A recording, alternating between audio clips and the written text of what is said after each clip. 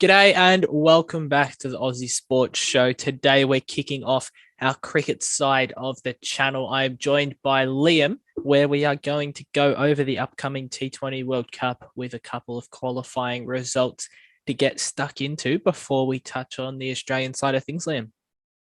Yeah, so starting off with, we'll go through the first couple games in Group B. So on Sunday night here in Australia, you saw Papua New Guinea take on Oman, and Papua New Guinea posted 129 for 9 off their 20 overs, and Oman chased that down very easily in just 13 overs, obviously without the loss of a wicket. So they won by 10 wickets, and Jatinder Singh top scoring with 73 not out of 42. So a very impressive innings from him. And then we also saw later that night, Scotland took on Bangladesh. Scotland posted 140 for 9, Bangladesh falling just 6 runs short, posting 134 for 7. So Scotland got probably the two best sides out of both of these two groups. So that was a very good match to watch. Would you like to go over the two results that happened in Group A? So out of their first games, out of 3 in the qualifying stage, Ireland defeated the Netherlands by 7 wickets with around 6 overs to spare. The Netherlands were bowled out for 106 on the 20 over mark, with some bloke from Ireland taking 4 wickets in 4 consecutive balls. Watch that live. That was incredible. And then Ireland chased it down with, as I said, 7 wickets to spare. And then Namibia lost to Sri Lanka by 7 wickets. Probably a bit expected, this one. Namibia only posted the 96 runs, didn't quite complete the 20 overs, while Sri Lanka chased it down. As I said, with 7 wickets to spare in the 13 and a half overs, which means that Sri Lanka and Ireland are the 2 teams on top of Group A who we probably expect to qualify into the Super 12, as well as obviously Oman and Scotland, who we probably predict to qualify, although Bangladesh can probably throw a spanner in the works there. They were 4 very good results. Couple of ripping games, to be honest. The real deal is set to kick off Saturday evening, our time, about 9 p.m, I believe, where Australia have the luxury of playing the first game of the World Cup entirely against our rivals in South Africa. Our second game comes against the first team out of Group A, which is at the moment on track to be Sri Lanka, but again, we'll have to wait and see how all the qualifying games go. We then play England, and then the second team out of Group B, which is Scotland at the moment, but again, have to wait and see. Then our final match comes up against the West Indies. So very difficult teams, pretty much the top 3 T20 teams in the world. So it'll be very interesting to see how we go against those ones. So yeah, an interesting World Cup for Australia for sure, to see which one turns up, whether we're good or absolute, we just don't show up, which it's kind of like the Australian way, either we show up or we don't. So, yeah, I fully agree. I think England, as we know, they just won the ODI World Cup 2 years ago now, about mid-2019. Obviously, we're lucky we don't have New Zealand or India. They're in the other pool. They're probably the top 3 teams, I could argue. But we still have West Indies, who are next best in line. They won the previous last T20, if I'm not mistaken, in India. And South Africa, we can't write them off. Yes, they're a lot different to what they were 5 years ago, with the likes of De Villiers and things moving on, but they're still a quality outfit, and we still need to watch them. They're a team that could definitely come and pick us up, and the same with the teams that come out of Group A and Group B. You can never underestimate your opponent. Anyone can beat anyone on any given day, and that's the problem with Australia. We struggle to find consistency, so let's hope we can run that in. So now I'll move on to what we predict the Australian 11 will be for the first T20 coming up against South Africa on Saturday night. So in our number 1, we had David Warner. Obviously, no arguments here. One of the best T20 players we've seen.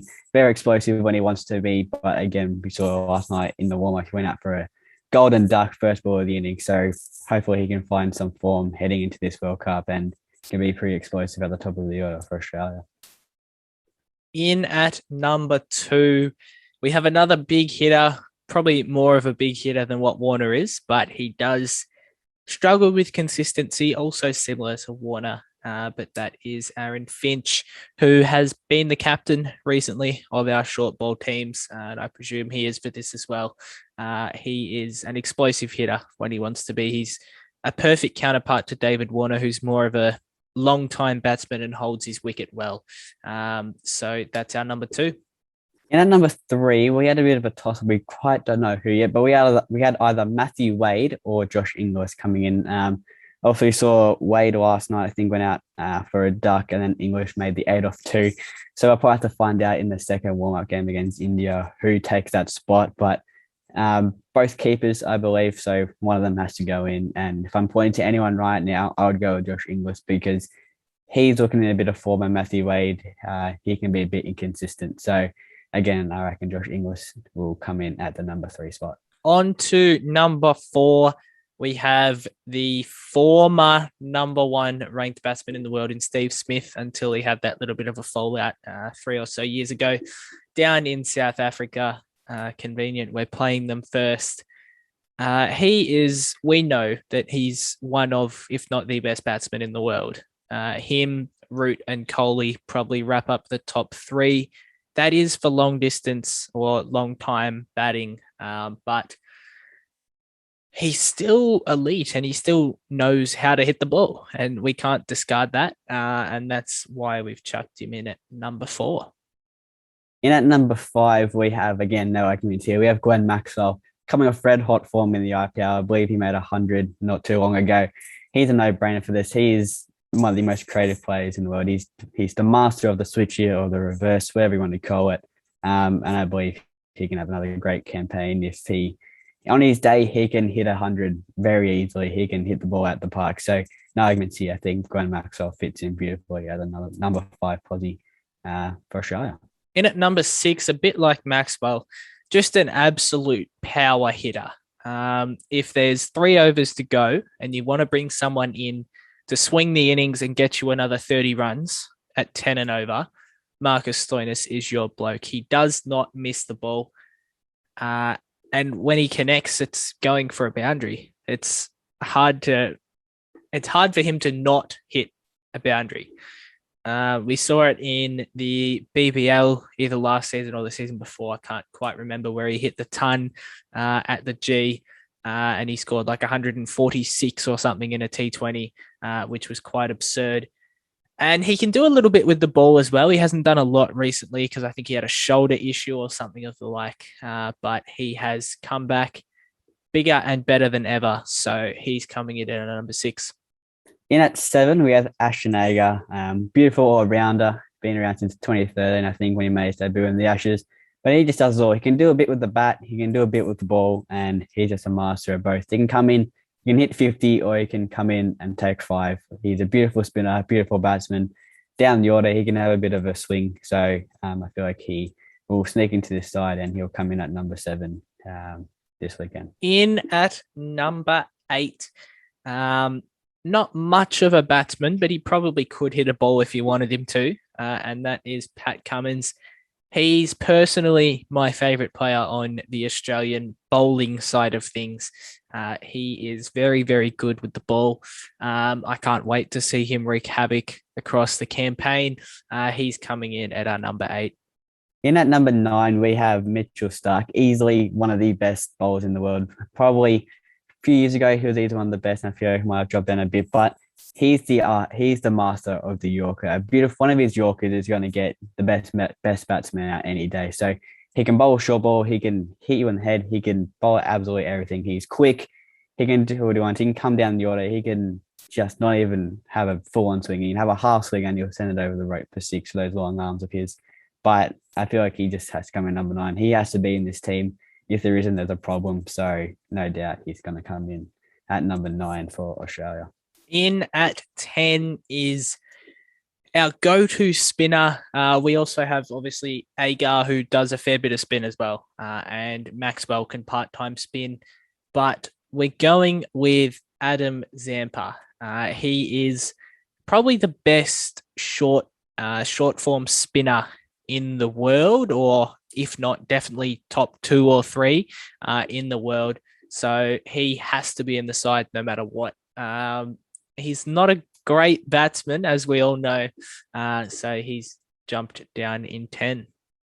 And in at number 11, was again another bit of a toss-up, but we started to go with the big Hoff, Josh Hazelwood.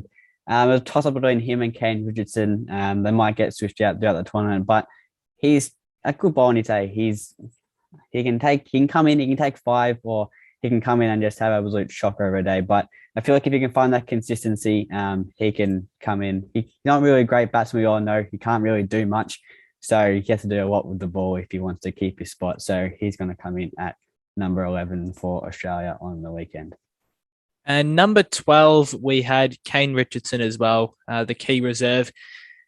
If it's not him, it's either the outlier of Wade and Inglis. As we said at 3, it's a toss-up between those two. Personally, I agree. I'd go with Inglis as well.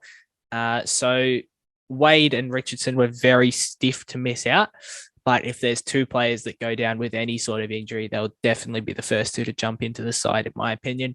So Kane Richardson rounds out our XI +1 reserve for the first match against South Africa. So that wraps up our first cricket video on the channel and a mega preview for the upcoming T20 World Cup in what should be a really fascinating, series to watch. Pretty disappointed it's not in Australia, obviously, as it was meant to be last year even. So about 12 months outdated, but it's going to be a great series to watch either way. One matchup you're looking forward to before we jump off, I think mine would have to be Australia-England. I'm going to go with Australia and the West Indies, actually. I'm going to go something a bit different. We all know how good the West Indies are. They're very big hitters, but I feel like on Australia's day, we can really take it up to them, and I feel like maybe even come out on top. But no doubt England-Australia will be a great match. Unfortunately, we started at 1 a.m, so that'll be a late one for all Australians around the country. But yeah, I feel like Australia and the West Indies will be just as a good match to watch this World Cup. So I think that just about wraps it up, unless we have anything else to add. No, I'm all done. All sweet. So thank you all for watching. Join us next Wednesday for the next cricket chat, where we will dive into the action of Australia's first game against South Africa. So catch us then. See ya.